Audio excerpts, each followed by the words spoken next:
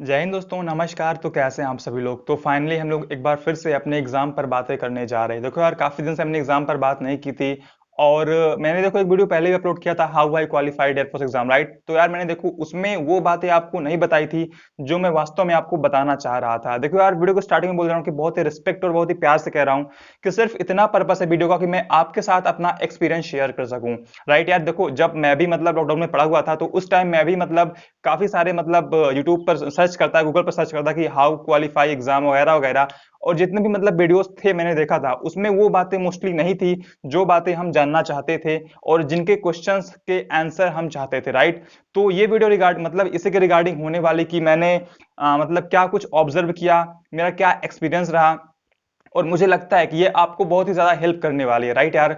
तो सबसे पहले यार, आप देखो, आप सभी को पता है कि एक टाइम ऐसा भी आया था जब फिजिक्स के डर से मैंने एयरफोर्स एग्जाम की तैयारी छोड़ दी थी, राइट यार। और उसके बाद फिर अगला इंटेक एक टाइम ऐसा भी आया कि जब मैंने एग्जाम भी क्वालिफाई किया और उस एग्जाम में फिजिक्स का अच्छा खासा रोल रहा, यानी कि बिना फिजिक्स की हेल्प के एग्जाम क्वालिफाई करना मुश्किल था।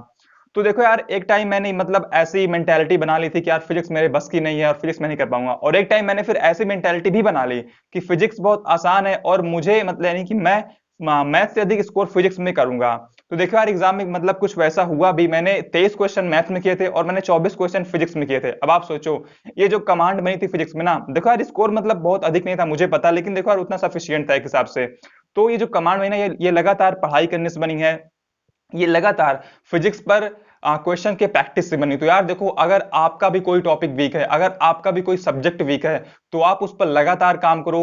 फुल डेडिकेशन के साथ आप लगातार उसको पढ़ाई करो भाई, विश्वास मानो यार, वो सब्जेक्ट आपको आने लग जाएगा। देखो यार, मैंने ये ट्राई किया था कि यार चलो मुझे फिजिक्स नहीं आती है, तो मैं फिजिक्स में सिर्फ सेक्शनल कट ऑफ क्वालिफाई कर लूंगा, बाकी मैं स्कोर इंग्लिश में और मैथ्स में कर लूंगा। देखो ये सोच भी सही है। अगर आपको लगता है कि अगर आपको कोई एक पर्टिकुलर सब्जेक्ट, मान लो आप वाई के हो, तो आपको मैथ्स नहीं आती है, आपको फिलहाल देखो, और वाई में तो सब कुछ पढ़ना पड़ेगा, राइट। मान लो आप एक्स के हो, तो आपको इंग्लिश में दिक्कत है, या आपको मान लो मैथ्स में दिक्कत है, फिजिक्स में दिक्कत हो, तो आप क्या करो ना यार, देखो काफी सारे भाई ट्राई करते हैं कि हम इस सब्जेक्ट में सिर्फ सेक्शनल कट ऑफ क्वालिफाई कर लेंगे, बाकी स्कोर हम इन दो में कर लेंगे, राइट। देखो यार, ये तरीका भी सही है। अगर आपको लगता है कि आप मान लो आपकी इंग्लिश वीक है, अगर आपको लगता है कि आप इंग्लिश में सिर्फ 10 नंबर लाके बाकी जो 5 नंबर इंग्लिश में कम पढ़ रहे हैं, आप उन्हें कवर कर लोगे मैथ्स में और फिजिक्स में, राइट। तो आप ऐसा कर सकते हो, ये आपके ऊपर डिपेंड है। लेकिन देखो यार, मैं कहूंगा ये एक तरीके से रिस्क लेना है, क्योंकि मान लो भाई इंग्लिश आसान आ गया और फिजिक्स और मैथ थोड़ा सा अच्छा आ गया, तो आप क्या करोगे, राइट। तो यार आप प्रयास करो ना कि आप तीनों सब्जेक्ट को इक्वल लेकर चलो और आप तीनों में इक्वल स्कोर करो। देखो इस बार बहुत सारे भाई ऐसे थे जिनके मैथ्स में 20+ थे, लेकिन वो तो यार फिजिक्स में या तो वो मैथ्स में, सॉरी, वो या तो वो इंग्लिश में फेल थे। और आप देखो मेरा स्कोर कितना था, देखो मेरे स्कोर यार, देखो तीनों में इक्वल था, राइट। 15.5, 16.5, राइट, ऐसे स्कोर था।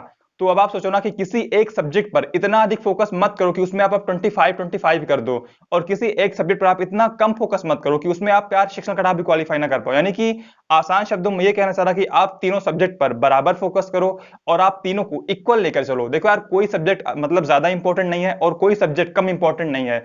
तो आपको तीनों सब्जेक्ट साथ लेकर चलना है। यही देखो यार, एग्जाम को क्रैक करने का सबसे अच्छा तरीका होता है। बाकी अभी आपके सारे आपके माइंड में जो सारे क्वेश्चंस है, जो अभी आप जो फील कर रहे हो, ये सब मैंने फील किया था, राइट। अभी आपके दिमाग में काफी सारे क्वेश्चन हो, यानी कि क्या लूसेंट सफिशियंट है, क्या करतार सफिशियंट है, सफिशियंट है, सॉरी मैंने कफिशियंट बोल दिया, क्या आर एस अग्रवाल सफिशियंट है, क्या हम ऐसे पढ़े तो सिलेक्शन हो जाए, क्या हम ऐसे पढ़े तो बहुत सारे यार थॉट्स होते हैं, बहुत सारे क्वेश्चंस होते हैं। देखो यार, ये जो क्वेश्चंस है ना, ये मोस्टली हर किसी के माइंड में होते हैं जब तक वो उस एग्जाम की तैयारी कर रहा होता है।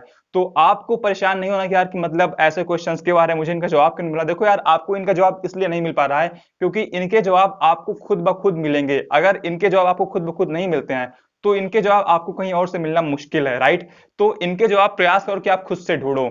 बाकी यार, मैं कहूंगा कि किसी भी एग्जाम को क्रैक करने का सबसे बड़ा मूल मंत्र है कि आप लगातार पढ़ाई करते रहो।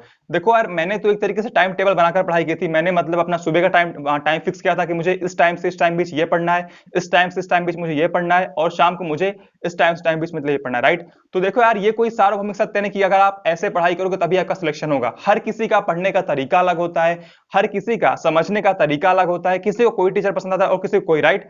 तो अगर कोई बंदा मान लो टॉपर है, सिलेक्टेड है, और वो कह रहा है आप ऐसे पढ़ो तभी सिलेक्शन होगा, तो यार आप उसकी बात बिल्कुल मत मानो। देखो यार, हर किसी के पढ़ने का तरीका अलग होता है, राइट? तो मैं कहता हूं कि आप अपना खुद का पढ़ने का तरीका बनाओ। देखो मैंने जो तरीके से मतलब पढ़ाई की, ये किसी की मैंने सुना नहीं था, मैंने इसे खुद से फॉलो किया, मुझे लगा यार ये सही है, और आप भी यही करो। आपको जो लगता है कि सही है, इस तरीके से पढ़ने सिलेक्शन होगा, आप भी उसी तरीके से पढ़ो। बाकी यार, एक जो सबसे बड़ा क्वेश्चन हमारे मन में आता है वो ये होता है कि यार मतलब पेपर का लेवल कैसा होता है, पेपर कैसा आता है। और मैंने भी इसी क्वेश्चन को जानने के लिए, मतलब इसका आंसर जानने के लिए, मैंने भी गूगल पर मतलब काफी सर्च किया, यूट्यूब पर काफी सर्च किया, और मतलब ऐसे ही सर्च करते करते मैंने काफी सारे क्वेश्चन भी कलेक्ट कर लिए। मैंने, आपको पता है कि मेरे 3 फेसबुक ग्रुप्स हैं, 4 फेसबुक ग्रुप्स हैं, मैंने उन फेसबुक ग्रुप्स में भी पोस्ट किया था। तो मतलब कुछ लोगों ने कुछ क्वेश्चन कमेंट किए थे, और लेकिन एक भाई नाम, जिसका नाम था सूरज नाम था, उसने पूरा पेपर मुझे दे दिया था। मतलब फिजिक्स का केवल बात कर रहा हूं मैं, फिजिक्स के उसने करीब मुझे 23 क्वेश्चंस दिए थे। तो जब मैंने पेपर देखा तो मुझे पेपर मतलब अच्छा खासा लगा, और उसके अलावा मैंने यूट्यूब से भी काफी सारे क्वेश्चन कलेक्ट किए थे, मतलब प्रीवियस ईयर के, जो कि मेरे पास अब भी है। करीब 30-40 पेजेस मैंने लिख रखे, मतलब केवल क्वेश्चंस क्वेश्चंस। तो यार असल में होता क्या है ना, कि जब हम देखते हैं कि पेपर, हाँ मतलब ये बंदा पेपर आसान बता रहा, तब हमारा माइंड कहता है कि यार पेपर इतना आसान नहीं हो सकता है। और जब हम देखते हैं कि यार पेपर काफी कठिन बता रही है बंदा, तब माइंड कहता है कि पेपर इतना कठिन नहीं हो सकता। यानी कि हमारा माइंड मानने को तैयार ही नहीं होता कि यार पेपर ऐसा आ सकता है, वैसा आ सकता है, राइट?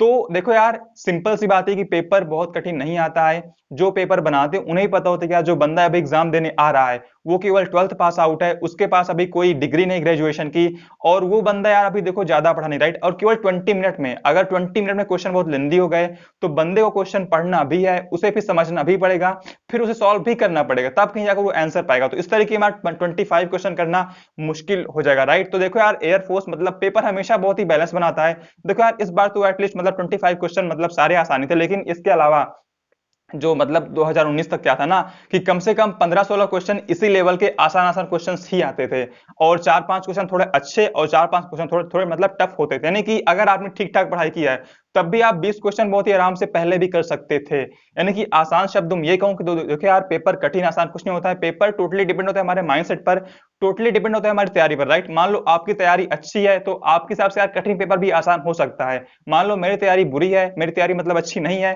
तो यार मेरे हिसाब से आसान पेपर भी कठिन हो सकते हैं, राइट? देखो यार, पेपर हमेशा एक तरीके से आसान ही आता है, और आपको पेपर के लेवल को लेकर कोई भी टेंशन नहीं लेनी है।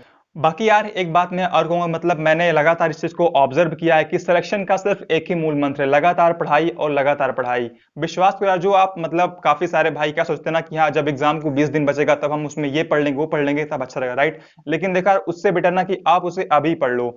अगर आप लगातार 2 महीने पढ़ते हो, राइट, मान लो आप दिन में केवल 3 घंटे पढ़ते हो, बस केवल 3 घंटे, लेकिन अगर आप लगातार पढ़ते हो, तो विश्वास करो यार, ये काफी ज्यादा इफेक्टिव होने वाला है। मैंने भी इस चीज को ऑब्जर्व किया है कि यार, अगर हम लगातार पढ़ाई करते हैं, तो ये काफी ज्यादा इफेक्टिव रहता है।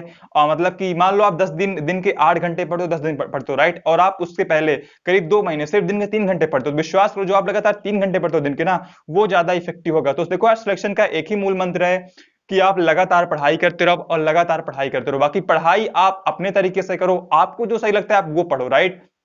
बाकी आप किसी भी ऑनलाइन प्लेटफॉर्म पे जाओगे, हर कोई आपसे ये बोलेगा कि बेटा इसे कर लो, बेटा इसे कर लो, बहुत ही इंपॉर्टेंट, राइट यार? बाकी देखो यार, सब कुछ इंपॉर्टेंट है, कुछ इंपॉर्टेंट नहीं है। जो आपको लगता है कि हाँ ये सही है, मुझे पढ़ना चाहिए, आप केवल उसे ही पढ़ो। बाकी यार देखो, सुनो सबकी, लेकिन करो सिर्फ अपने मन की, राइट? अगर आपको लगता है ये सही है, तभी आप उसे पढ़ो। बाकी आपको लगता है ये सही नहीं है, इसे नहीं पढ़ना चाहिए, तो आप उसे मत पढ़ो। बाकी देखो यार, मेरे पास काफी सारे भाई इंस्टाग्राम पे डीएम भी करते हैं कि भाई बस सिलेक्शन करा दो। कुछ भाई तो करते हैं कि यार how to prepare for X group. अब आप बताओ यार, मैं इसका क्या रिप्लाई दूं? कहते हैं how to prepare for SSR. अब बताओ भाई, इसका मैं क्या रिप्लाई दूं? तो आपके अगर कोई डाउट है, तो आप इंस्टाग्राम पे मतलब डीएम कर सकते हो मुझे। बाकी यार, क्वेश्चंस मतलब ऐसे ऐसे होते हैं ना कि मतलब मजबूरी मुझे यार उन्हें इग्नोर कभी कभी करना पड़ जाता है, राइट? बाकी यार देखो, मैं आपसे एक इंपॉर्टेंट बात मतलब बताने जा रहा हूँ। देखो यार, मैं एक ऐसे एरिया से बिलोंग करता हूँ, मतलब कि जहां पर यार देखो, यहाँ पर काफी अच्छा खासा इंटरनेट है, लेकिन जो मेरे घर है, मेरे आसपास 3-4 घर हैं, यहाँ पर नेट बिल्कुल भी नहीं रहता। यानी कि जो, अगर मैं अभी वीडियो शूट कर रहा हूँ, अगर वीडियो अभी 500-600 MB की हो गई, तो इसको अपलोड करने में कम से कम 2-3 घंटे मेरे जाएंगे, अगर मैं घर से अपलोड करूंगा तो इसीलिए मुझे इसको अपलोड करने के लिए बाहर जाना पड़ेगा। तो यार सोचो आप, ऐसी जगह पर रह के मैंने अपनी पूरी पढ़ाई ऑनलाइन की है। और यार देखो, अब सोचो आपकी मतलब जहां पर नेटवर्क नहीं, मैंने वहां पर भी मतलब ऑनलाइन पढ़कर मैं सिलेक्शन ले सकता हूं, तब तो यार आपके पास अच्छा खासा इंटरनेट कनेक्टिविटी, तो यार आप क्यों नहीं कर सकते, राइट यार? तो देखो यार, कुछ भी संभव नहीं है, सब कुछ संभव है, राइट? बाकी एक बात मैंने और ऑब्जर्व किया कि अगर अगर आप मोटिवेटेड रहते हो, मतलब कि यार एक थॉट आता रहता है कि यार बस नीली वर्दी मिल जाए, सफेद वर्दी मिल जाए, राइट? ये जो थॉट्स है ना, ये आता रहता है, तो यार पढ़ाई करना थोड़ा सा आसान हो जाता है। अगर बात करें मेरी, तो मतलब पिछले 5-6 बैच से लगातार ऐसा कोई बैच नहीं गया एयरफोर्स का जिसमें मेरे मतलब बहुत ही करीबी 2-3 लोग ना रहे हों। अभी लास्ट बैच में मेरा मतलब 2-3 दोस्त थे, इस बैच में भी मेरे 1-2 दोस्त हैं, और ये जो बैच तैयार होने वाला है, इसमें तो यार मतलब मेरे 4-5 दोस्त आने वाले, राइट? तो यार देखो, ये चीजें जो है ना मतलब बहुत ही मोटिवेट करती हैं। और इसके अलावा मेरे घर से करीब 10 किलोमीटर पर एयरफोर्स स्टेशन है, यानी कि जहां पर आप लोग मेडिकल देने आते हो प्रयागराज में, वो मतलब मेरे घर से करीब 10 किलोमीटर दूर पे बस। तो यार एक तरीके से मतलब ये सब मुझे मोटिवेट भी करता था। तो अगर आपको कोई चीज मोटिवेट करती है, यानी कि अगर आपके अंदर भी मोटिवेशन है, तो यार बहुत अच्छी बात है। विश्वास करो, जो मतलब अगर आप एग्जाम के प्रति अपनी वर्दी के प्रति मोटिवेटेड रहते हो, तो ये आपको पढ़ाई करने में बहुत ही ज्यादा हेल्प करती है। तो अगर आपको कहीं से मोटिवेशन मिलता है, तो यार उसको आप ग्रहण करो, उसको आप लो। मोटिवेशन से यार आपको पढ़ना बहुत ही आसान हो जाएगा, आपको सुबह 4 बजे उठना आसान हो जाएगा, आपको देर रात में सोने में आसान हो जाएगा, आपको पढ़ना भी आसान हो जाएगा। तो मोटिवेशन को आप यार एक्सेप्ट करो।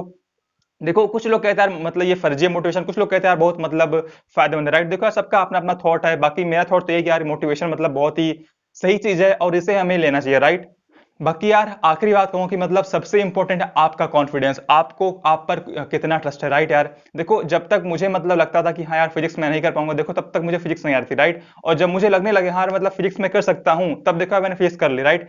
तो सबसे बड़ी चीज है कि आपको आप पर कितना कॉन्फिडेंस है, आपको खुद पर कितना भरोसा है। विश्वास करो यार, अगर आपने खुद पर भरोसा कर लिया, आपको एक बार कॉन्फिडेंस आ गया कि हाँ मैं एग्जाम क्वालिफाई कर सकता हूँ, तो विश्वास करो आप कर जाओगे। बस आपके अंदर डेडिकेशन होना चाहिए, आपके अंदर थोड़ा सा जुनून टाइप होना चाहिए, राइट?